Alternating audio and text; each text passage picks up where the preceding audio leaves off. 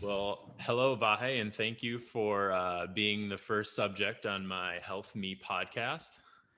Well, nice to see you again, Mike, and outside of the gym. I know it's unusual for us to be over Zoom, but I appreciate you taking the time out of your day No to try and problem. do this and help me out, especially being the first subject.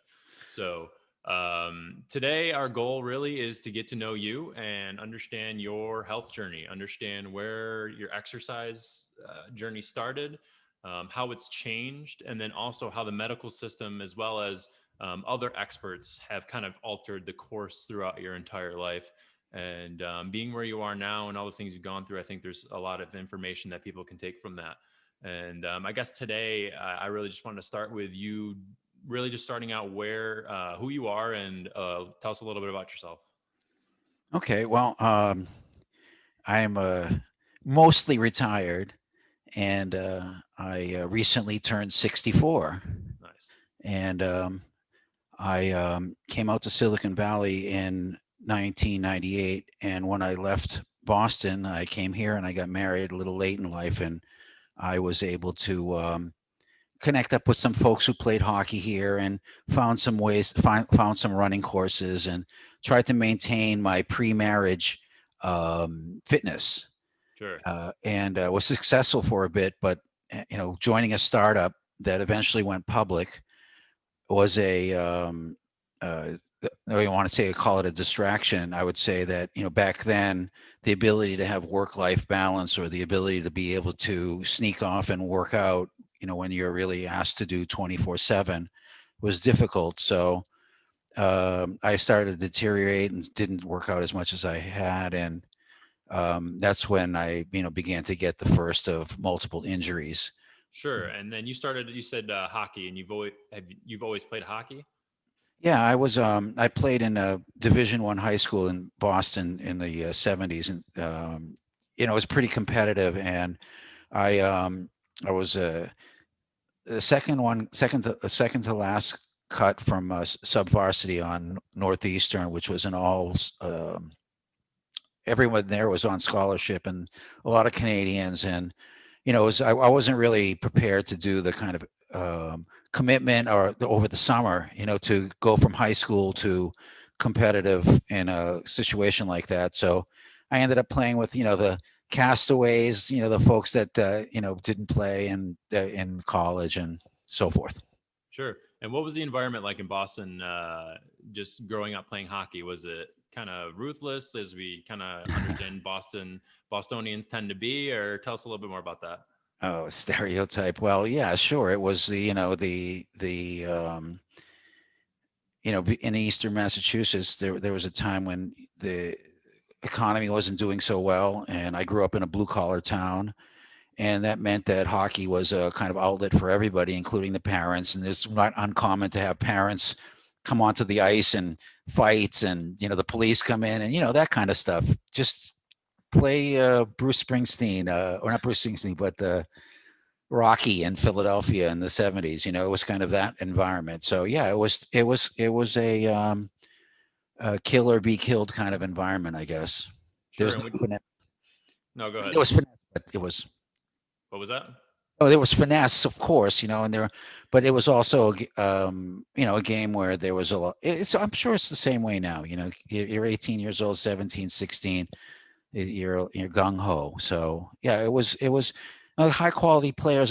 One guy played for the Dream Team or the Miracle on Ice team, Dave Silk. Another guy, Jack O'Callahan. A bunch of other folks that you really ran into randomly, and recognized that they were like one level above you. And um, actually, the have you ever seen the movie Slapshot? I've heard of it. I don't think I've watched it. I may have caught like a glimpse of it on TV or something like that. Yeah, that was 1977. So like those guys in that atmosphere was like it was a I think I said enough about it. I have no tattoos and I don't have a record, so You I made it out made of it, Boston alive. made it out of Boston alive. Yeah. But okay, so you would say that's definitely the start of your fitness journey. Would you say you kind of your mentality early on was mostly just like go out, work out with your buddies, play hockey on the weekends or even during the week, and that was the extent of, or at least the beginning of your exercise journey? Yeah, it was not. We didn't have, the way we worked out then was, I mean, for some folks, they played multiple sports. I did. I pretty much just stuck with hockey and played it all year long, and playing in the summer and going to hockey camps and playing in different leagues, and um, so it was really the fitness was based upon you just skating. You just skated all the time. Like sometimes in the summer, I would skate 6 hours a day. I'd kept track once, and it was 6 hours, 3 hours, 6 hours, 3 hours because of so there was no off ice. There's none of the stuff that you're giving me right now. It's which is functional or sports related training to support the actual movements. Although there were things that we did, like the hip flexor stretches, that I see their value now, but it was all that stuff. Right. And early on, you were kind of, it wasn't much, you didn't have to focus as much on tracking stuff as you do now, right? It's probably more important now that you track and keep up to date. Whereas when you're young, your chances of injury are a little bit lower, and you don't have to worry as much about volume or sets and reps or what have you. We did 12 sets of benches, 12 sets of curls, 12 sets of, we did everything it seemed that had to do with looks as opposed to the sport. Right, as much as you physically can. Now, with all those reps, did you ever have any injuries or anything early on, young in life at Never, all, or no, never? nothing. So, when was the first time you experienced like an injury or something that like orthopedically kind of bothered you?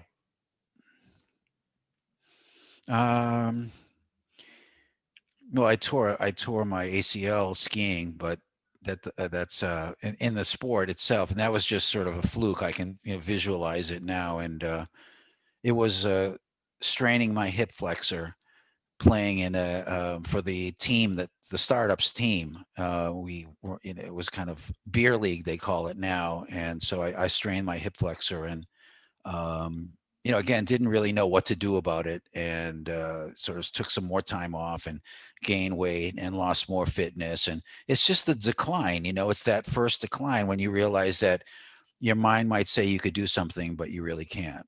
Sure, let's go into the ACL a little bit more. Did you get surgery for that, or was that more of something that just you dealt with and didn't do anything for it? In the beginning, I actually got a brace for it, and then I tore it again and had surgery.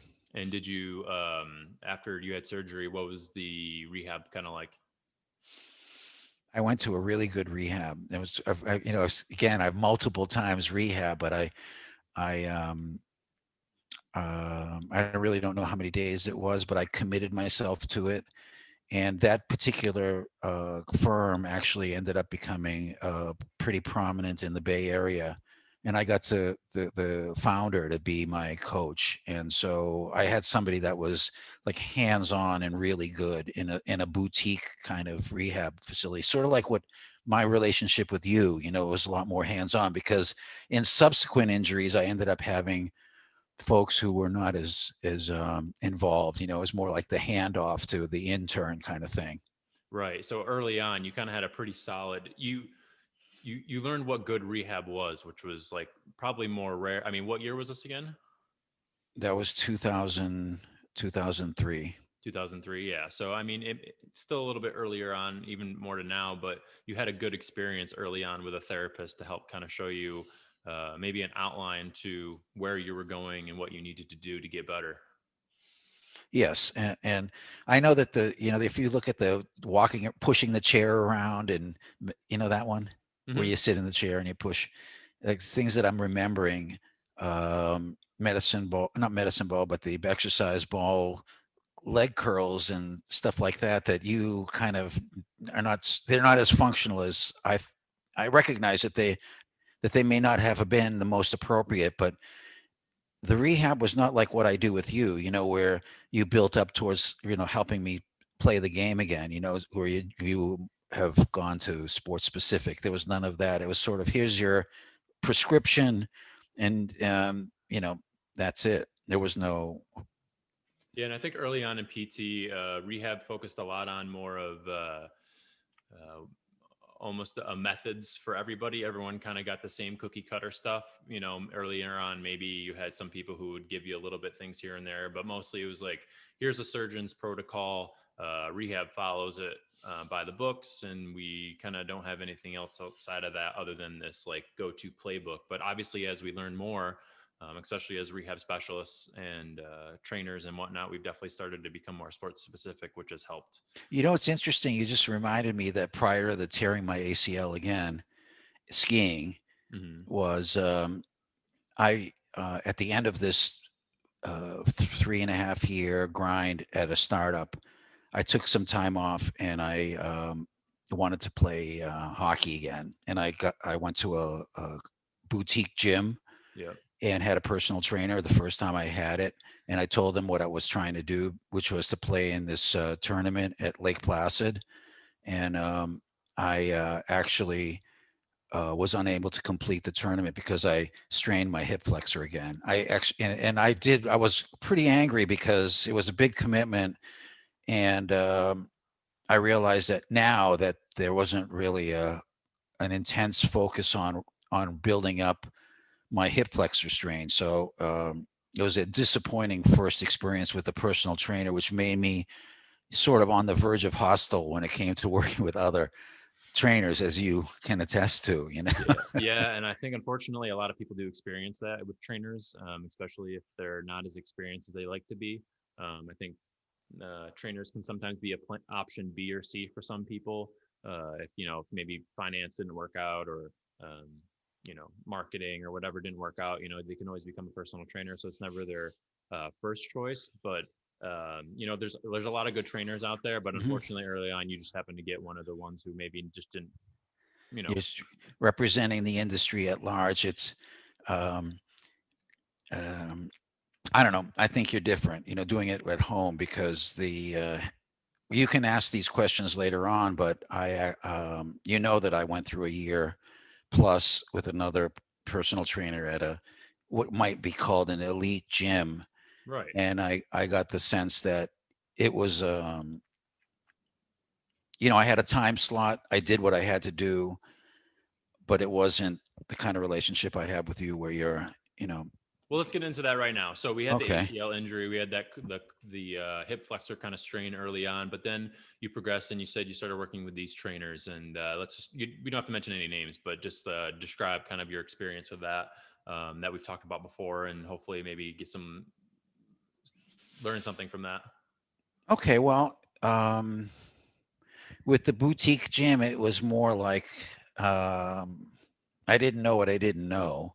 It was the beginning of the journey. You talked in the beginning about journey, and there may have been exercises that were unknown to me, and there wasn't really any kind of education, and I wasn't really digging in to try to figure out what was happening, and I didn't take that kind of drill down and adapt it to my personal life because parallel to all of this was I ran 3 marathons as a back of the pack in Boston in the early 90s, and to me like running became more of a kind of go-to thing. So What made I you originally go into that boutique gym? Like, what kind of hooked you to go there in the first place? I knew somebody who was and it was like around at that time there were very few, and this was the one to And go what year to. is this again? I'm sorry. 2003, 2002, 2000. Okay. 2003, 2002. And yeah, no, I went there, but now it's been I've been so devoted to learning this stuff. It's because gave me a roadmap, and there was never any of that roadmap. So I didn't know what she was doing, what her goals were, and what the long-term strategy was. I was working towards a particular.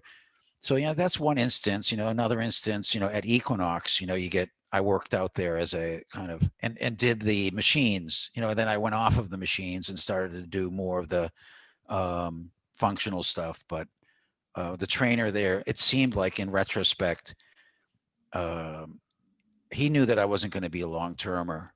So it was a little bit of a kind of ego related training that happened then. Yeah. So, what did you see with the trainers there at, we'll say Equinox, or even at the other boutique gym? Was it the approach from the trainer? Did you just have a bad trainer experience? Was it lack of I think that communication, lack of goals? Like what? No, well, I think I think it at that time, the trainers didn't know how to do it, whatever it is. And I didn't know how to do it. I didn't know how to engage a trainer. And the trainer perhaps didn't know how to engage someone like me, which was like, the guy trying to come back and play a sport later on in his life. He looked at it as more like, 2 weeks. This guy's going to last for 6 weeks, and it wasn't really, and it was expensive too. And so I think the general theory is that I was going to wash out, and so I really focused on having him show me stuff, and I learned that stuff, and then that stuff became the repetitive exercise, Hmm. and then later on, I think it was the reason why I had a rotator cuff tear was that I didn't make the adaptations, and I was constantly, working up. I didn't have the sense of, working to a certain level, and um, uh, focusing on recovery. All the stuff that we know now. Right. And it may be a point just to point out, one, it may be of value to other trainers to realize that, one, when your clients walk in the door, they don't know what to expect. And if they don't know what to expect and they just expect you, their bare minimum, they just expect you to know things. And it may be better for trainers to know early on that, hey, like we need to set the expectation of what trainers can provide, and then also kind of a direction where where you should be going and where you hope to bring your client. Being a therapist, it might be a little bit different as well as a trainer, but I think that it'd be good that trainers understand that having a goal in mind that both you and your client share, so that way you can continue forward together, may be better early on to know, so that way you guys can work together towards a common goal versus just you guys having two separate ideas of like what you both want. As like the trainer may use some old training method that they thought they worked on somebody else, versus you thinking that, okay, well, like I want to get fit, but like I need to change every now and again too. Yeah, I think it's good. It's funny though what you said just reminded me of like this idea of motivation. You got the New Year's Day people, right? And then you might have someone like me, oh, I'm going to be playing in this tournament and I want to be able to skate in 6 months. But it was never like I recognize like now, you know, what do I have? Degenerative arthritis. What is that called? Yeah, Oh, arthritis. yeah, what's the other one though? It has an O in it or something. Osteoarthritis. Yeah, I have osteoarthritis here. Hmm. I thought it was a recurrence of my rotator cuff problem. Right. And so, in the process of trying to resolve that, I was so into it that I tore my left rotator cuff, like classic supra spinata.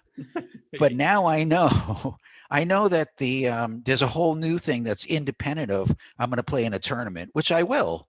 I got to do this for life now. Sure. Well, You know what I mean? let's go So back. so We're when not you just say a trainer is going to tell me, oh, by the way, you're going to be, as you get older, you're going to have all these problems. So you better like have another motivation beyond, trying to look good in your, the latter years of your life or playing the one event. It's more like this is something you got to commit to forever. You know what I mean? At which point, when you realize that, you start to, you know, buy the right stuff, and it's a different commitment. There was never anybody who said you got to be doing this to be fit for life. yeah, and just like set that expectation that this is something that we need to continuously do for the rest of your life, even if you use a trainer or not. Your body, we unfortunately tend to deteriorate as we get older. It's just the name of the game. And I think if there is more dialogue between the client and the trainer, there may be an easier way for clients and trainers to kind of have a common goal and be like, listen, this is for life. This isn't just, I'm working with you for the next 8 weeks and I'm just here to collect my payments and call it 2 months. It's more of like, I want to develop a relationship with you to help you set up a long-term plan, so that way you can see benefits over the long term and continue building. It's funny. Now you're talking about something that we talk about a lot, which is the business of motivation. Like, Right. what is your North Star? And I said to you once, if someone doesn't articulate that to you, then it's a waste of time because you won't be able to do that for them. exactly. And if you So need how to do you do that then? How do you pull it off then? What's the, you say, you give me this logical explanation of how a trainer should interact. And I'm telling you, that saying, if you give me a reason why, I will endure anyhow. hmm I mean, it seems like something that almost, I don't know how do you pull it off? How do you tell somebody, look, I know you care about these things, but you should really care about this thing. You know what I mean? I think it's incorporating both. The trainer and the client need to have their own goals, and that's where this dialogue is going to come in, and it's super important. Where in the back of my mind as an expert, it's going to, I know that it needs to be a lifelong journey and it's a lifelong process for you to maintain your overall health. In the back of your mind, you're just trying to get back into X, Y, and Z, whatever it may be, back into hockey. So maybe you find a common ground where we're like, hey, first off, we want to maintain or get you back into the hockey where we want to, but also in having that first conversation, be like, I kind of want to talk more about, what fitness is for you and what it means in the long term, because long term, this is going to be important to you. And for the rest of your life, it's going to make a huge difference in who you are and, the struggles that you may face long term. So again, it's that early on, the client has to go in knowing that the trainer has to go in knowing that the client may not know that this is a lifelong journey, and this Right, is right, something that we need to address early on. And it's the roles and responsibilities of trainer, not only a trainer but also a therapist, right? Because we haven't even talked about the rehab process yet. right. And why don't we go into that now? Kind of Oh, by explain. the way, okay, it's cool, but I was just putting on my whoop strap. No, yeah, How's that?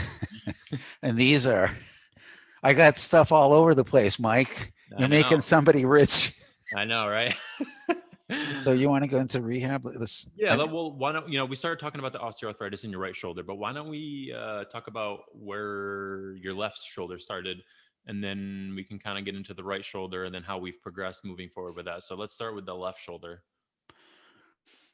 okay, well, so again, trying to go back to the goal of this particular year of 2019, it was, I'm going to skate again, complete with soundtrack, of the hockey night in Canada and stuff like that. I'm going to skate again, and I'm good, so I'm going to do that again. Right. And I thought, okay, well, I've got to develop a base. I went to a trainer, and we mixed it up a bit. But after a while, I sort of like locked into a set of exercises, and I wasn't too open to changing that routine, which was probably, you're different about this in how you're very much into changing things. I didn't feel like the trainer I had explained any of the reasons why one would want to do that. So at the end of, like, in November, when I finally reached the point where I said, okay, I'm going to skate, I I realized that I couldn't really shoot or pass because of the pain that I had in my right shoulder. And you know, this particular club had very expensive trainers. And so I just went in there and I said, look, tell me what I'm supposed to do to rehab the shoulder, and I'll do it. And so I got a piece of paper, and it was said, I'll do the RCPIX, RC rows, cans, um, internal, external rotation, and pull aparts. And so I did it while watching, the news religiously 5 times a week. They said 25 repetitions of these exercises. And so here I am doing it. And I then thought, maybe I have a range of motion problem with my arm. So why don't I take advantage of physical therapy? And when I went in there, I was very fit, and they had me do the arm bike at, I remember they had to do it at level 8. And I was a little like a wise guy saying, I want you to do that because that's pretty hard. But I was I overtrained and felt a strain in my left shoulder. So I actually tore my left rotator cuff, um, trying to rehab my right rotator cuff. Mm. And I that was right when COVID happened too, and when it was locked down. So I had 2 months of waiting for surgery, and Well, explain the process there. So let's hold up. That's yeah. so you tore your rotator cuff. How did you know you tore your rotator cuff?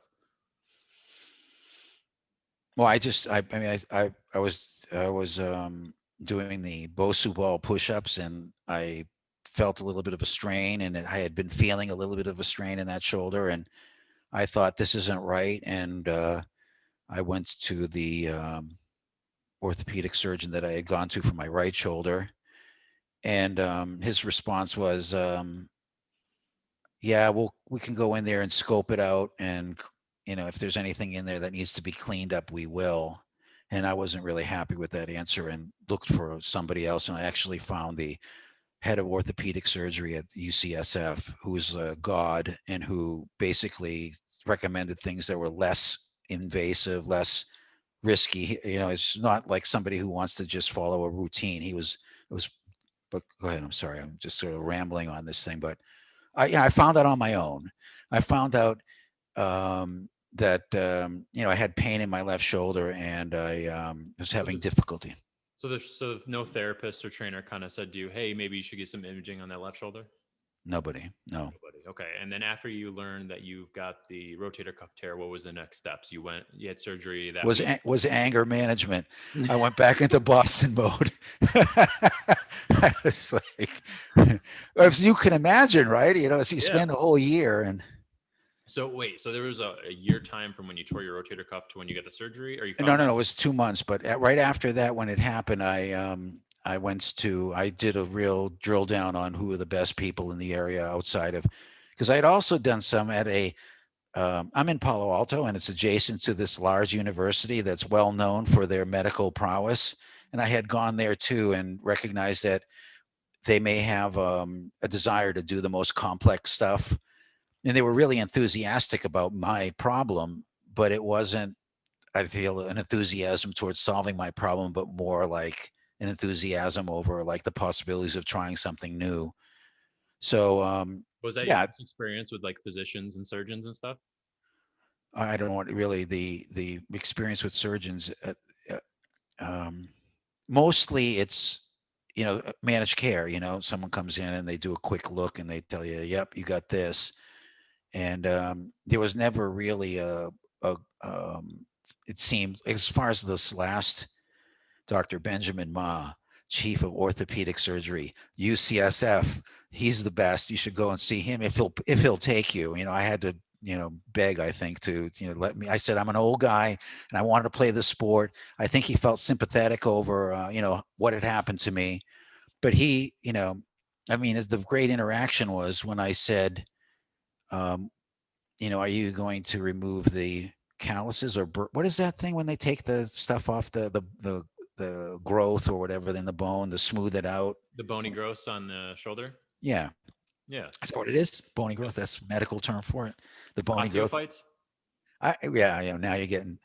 I can't afford this conversation anymore. No, he said, I said, when you're in, because all he said was he was going to fix the supraspinata, not superspinata. Right. And Super, not super. I learned that from you.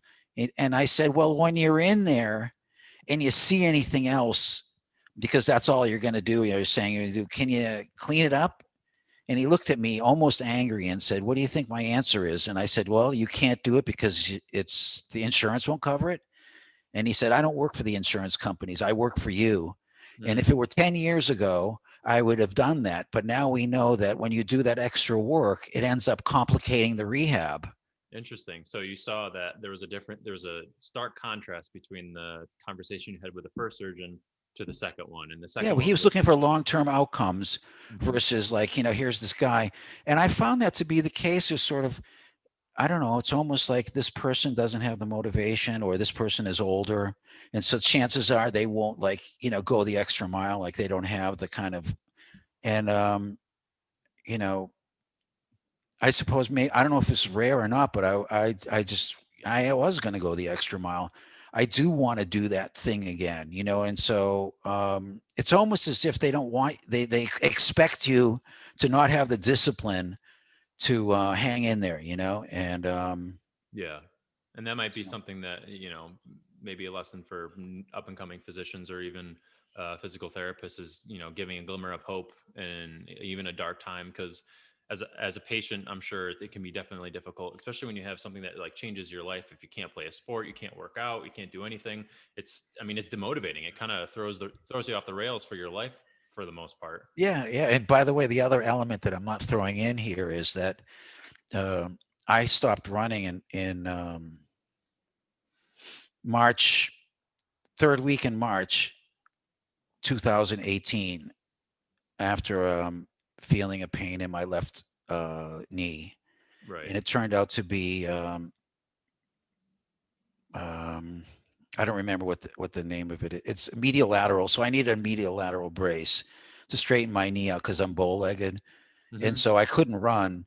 And running became a little bit more of a problem, and I really got into like Versa Climber and functional fitness. I got as much of a workout, but running was no longer like the 4 times a week obsession. Yeah. So So we're kind of seeing this almost this gradual effect of changing from you're running, you were playing hockey in a beer league, you were working out regularly, and now over in even a short period of time, over in 2 or 3 years, we're kind of seeing we're not running anymore, we can't lift anymore, and now we're at this point where you don't don't get old. you're really getting old, but like it's a testament to say like you're not the only one who's probably gone through the same rigmarole. I mean, it's not uncommon for people to kind of go through this pattern of just slowly not working out anymore because, if if the running hurt, well, then I'm just going to do the Versa Climber. And then, you try to get the personal trainer and then, and then you hurt and then you can't do that anymore. So it's just this kind of like, try that, doesn't work, I'm going to do this. If that doesn't work, it's kind of this like, if not, then this. Yeah, yeah. I mean, and if you add to it, like I have the metatarsal strain between the second and third metatarsal, which is, so I had to get orthotics for that. So it's been a process of problem solving. You know what I mean? My body is breaking down. That whole idea of like now we say, oh, steady state cardio is not such a great idea. You know what I mean? When you're only doing one thing. And, I Hmm. still have friends who started running late. I've been running my whole life and I'm mechanically not made for running. But it starts breaking down. I probably have, I mean, if I were to say it, so torn ACL right both knees, medial lateral uh, Sprain. strain in my left, metatarsal strain in my foot, um, torn rotator cuff here.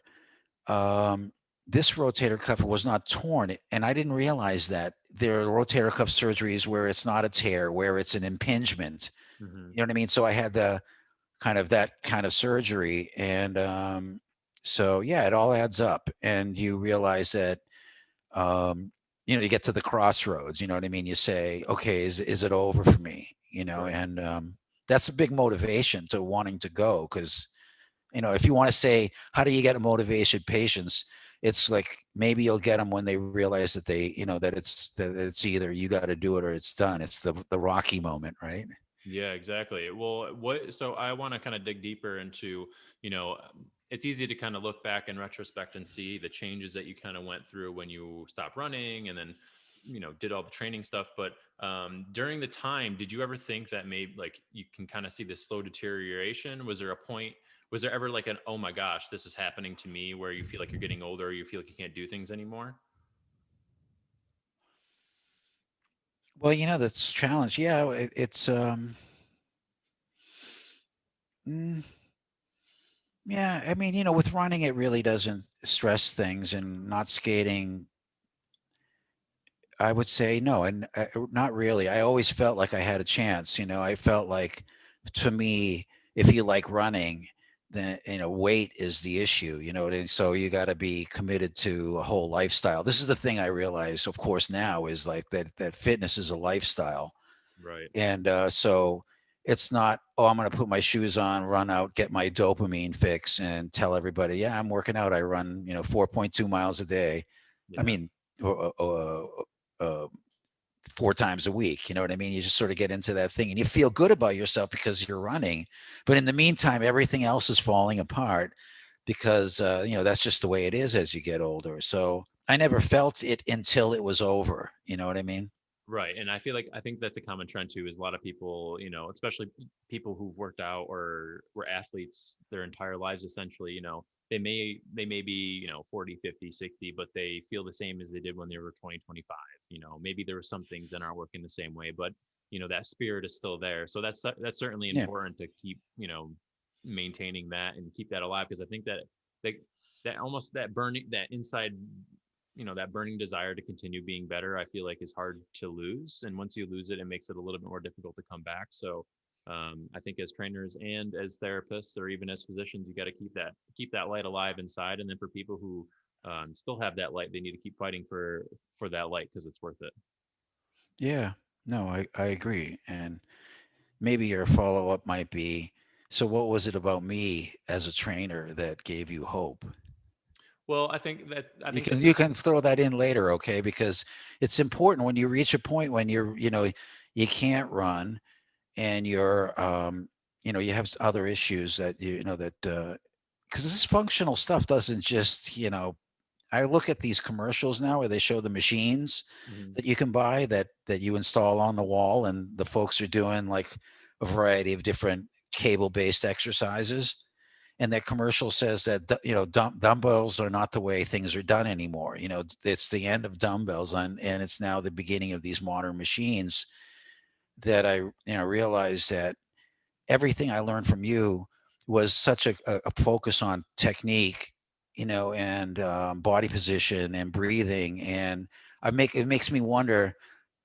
I um, I don't know how you get somebody to. I guess you could. It's just all a teaching thing. You taught me about that every exercise. The squat. As an example, can be a kind of PhD in squat. I have a. I think you Go have to a school for PhD. that. That's it.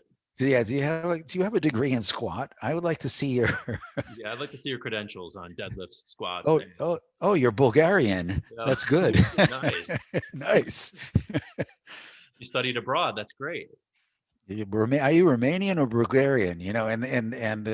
So the each one of these exercises has a kind of mental commitment to it, and I now realize that the Icelandic guys that are like deadlifting 1,000 pounds, are probably like ballerinas in their head, so that they do the whole thing right, Yeah, So I think the simple things of just picking up heavy stuff, I think is just overlooked so much. I think we really need to keep it simple, and I think that's what we've done with the exercise program that we've developed.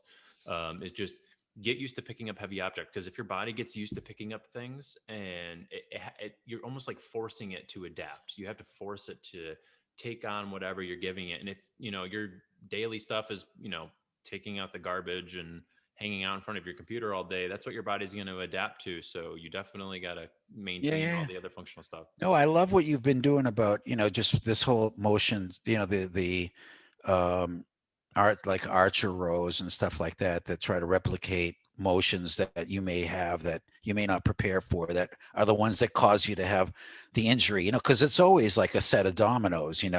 It's like the medial lateral brace was a byproduct of the foot problem. Hmm. The I have sciatica, which is I didn't bring up, but it's I don't really know if that how that one fits in, as far as the What's a part of your that's story? yeah, and from that there's stretching, and there's this obsession over stretching, and then Yeah. there's the injuries that's caused by stretching. So I've made I'm not so smart when it comes to this stuff. It's sort of your will. I told you I'm my own worst enemy, and I've always said that. That I'm like the guy that wants to, go to failure, and that there's no idea of backing off. Only now am I realizing that, you're not always training for peak.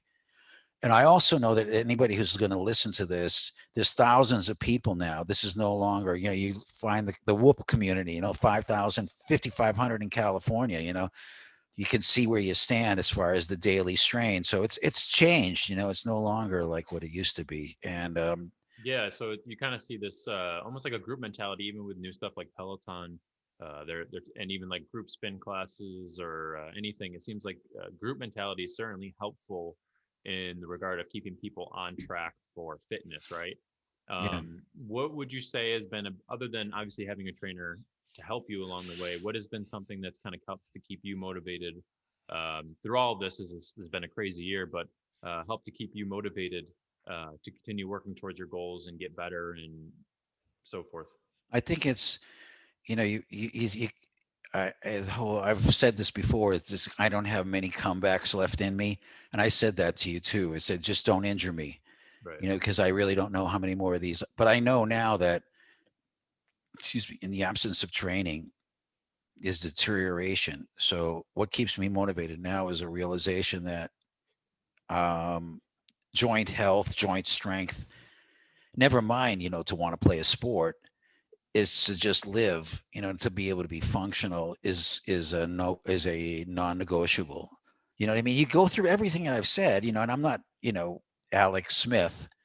Did you see him on Yeah, it's crazy, right? what a guy, huh? Yeah, I I'm mean, not David Goggins, you know what I mean?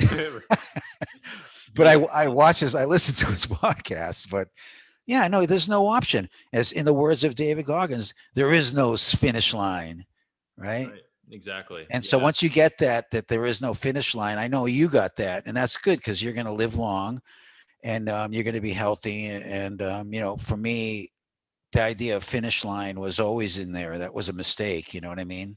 yeah. So, I mean, you've had this long fitness journey where you've, worked with trainers, worked with clients, worked with therapists, worked with surgeons and everything. And the overarching theme for you has been certainly that it's a life journey. One, two, always look out for, get a second opinion. I think that's something that's also been an underlying current for you as well. Instead of, just relying on one person, always seek out more information, because there's always going to be somebody else out there who may have a different opinion that can help you out.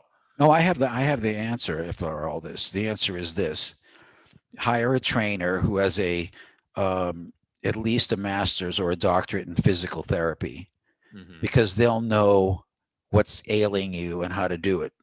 Have a physical therapist who's also a personal trainer. So, and pay the price for that person, and don't do it in the gym. Build a home gym. And some of the things that I've purchased are on the links below, and don't forget to favorite me. You're already But putting in plugs.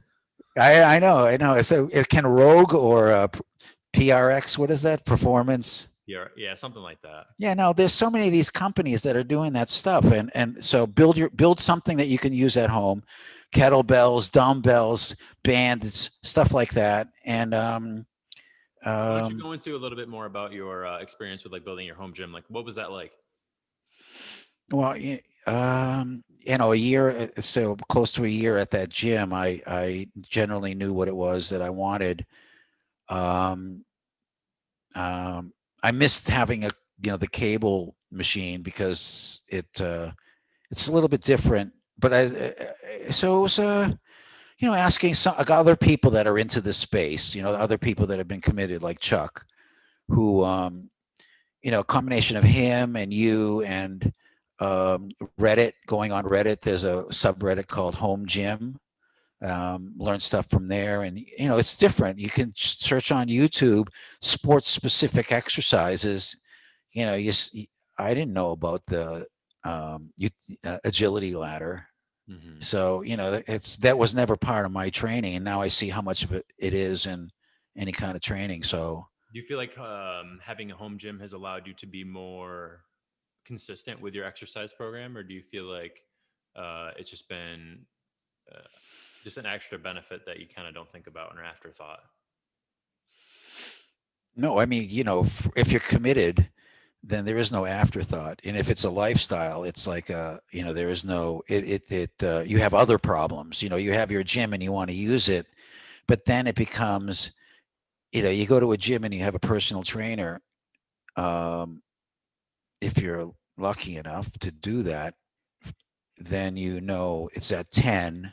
So you got to eat at, 8. And you know what I mean? You sort of like, if it's a lifestyle, then everything is oriented around and when you don't schedule, it's really, you can, as much as you can be committed, um, I'd say that's my number one challenge is just committing to a schedule. So you're saying the home gym kind of wasn't, it was more of an added benefit, the thing that really keeps you centered and motivate, or not even motivated.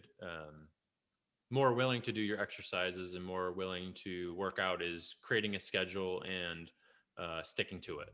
Sticking to it and having and knowing, like, I mean, the thing that I learned from you was that you have, like, you break it down, you make adjustments, and you work around injuries, and you have the 6 week and the next 6 weeks and this 12 weeks and this quarter and the next quarter. You start thinking in terms of, you know big picture, what's immediately in front of you, what's the week look like. You know what I mean? It's like you helped create, like, the framework of how to plan, and your life, around this, because it's a lifestyle, means that you're living it all the time, you know what I mean? Or that's in your mind, and I'm not saying that I'm obsessed over it. Absolutely not.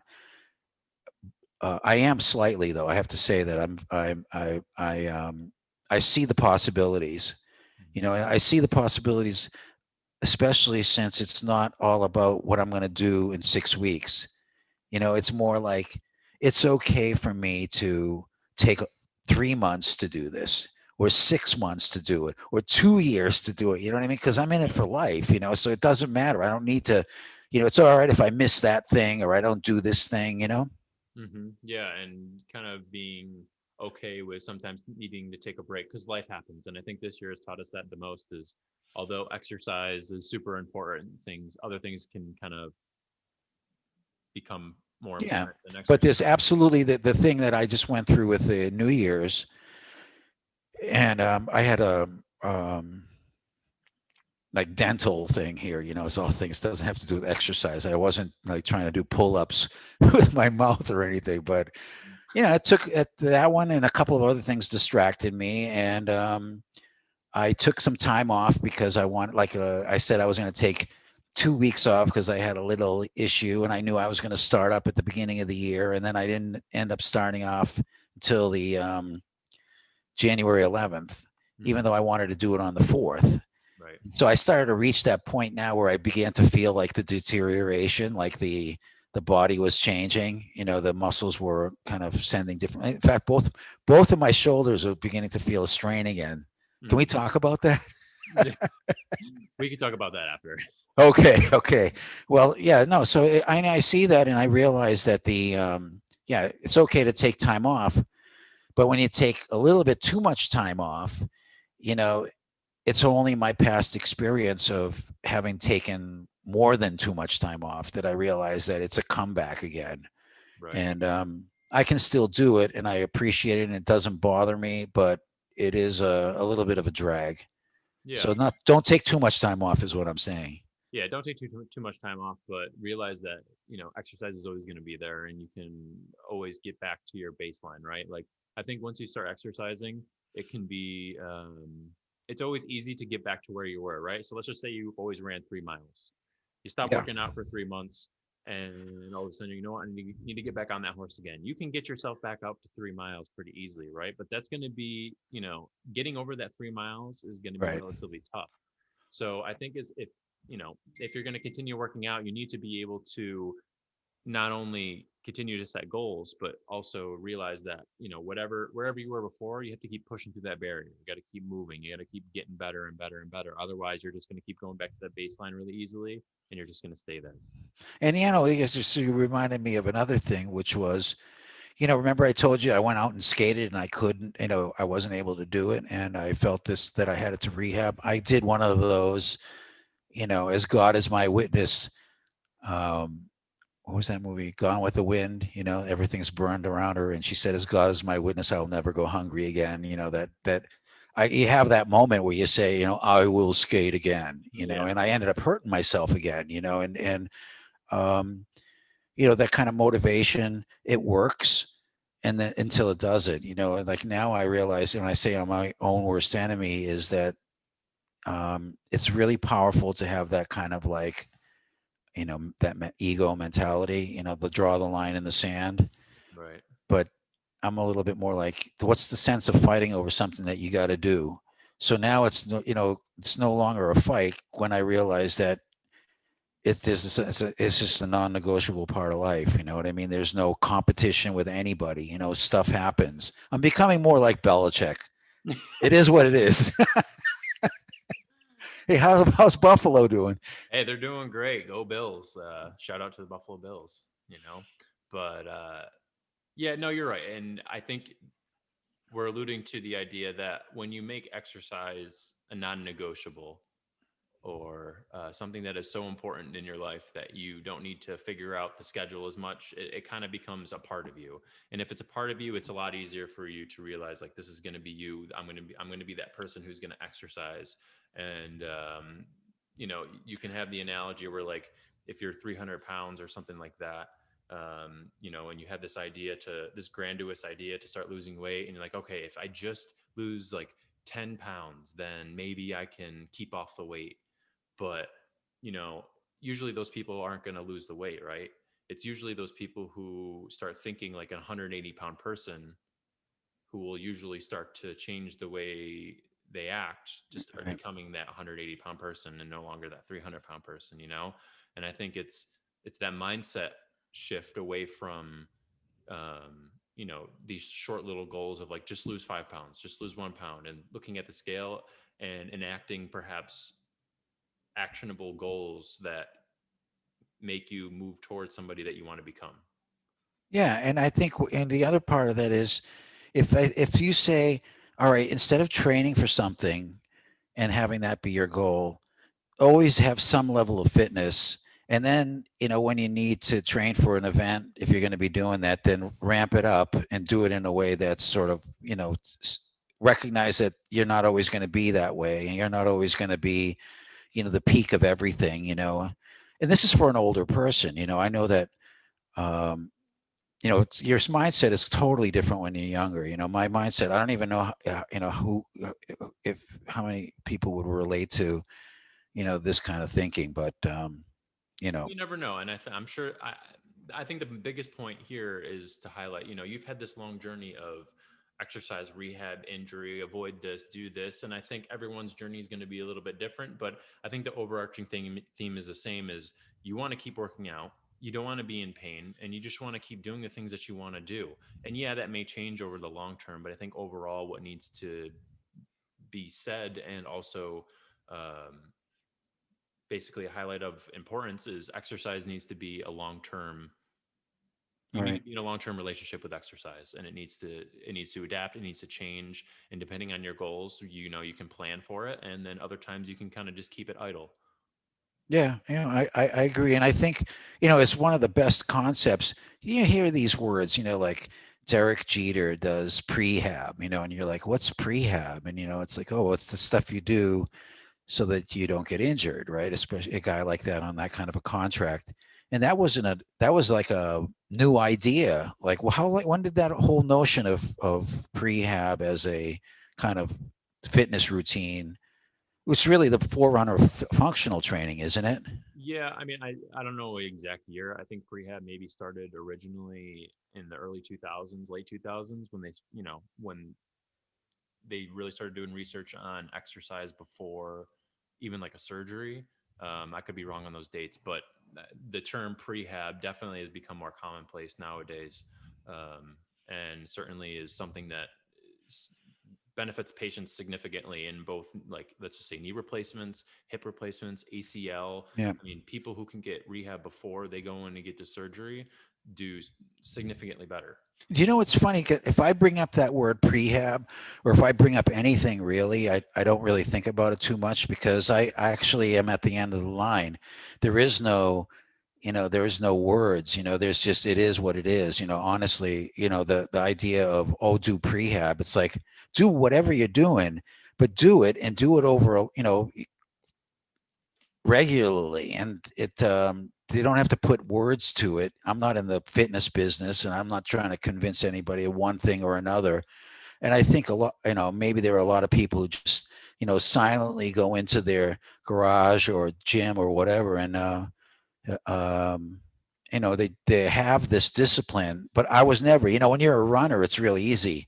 Mhm. It's, if I could run, I would run, and I want to do it again, but it can be really easy. Yeah, very much so.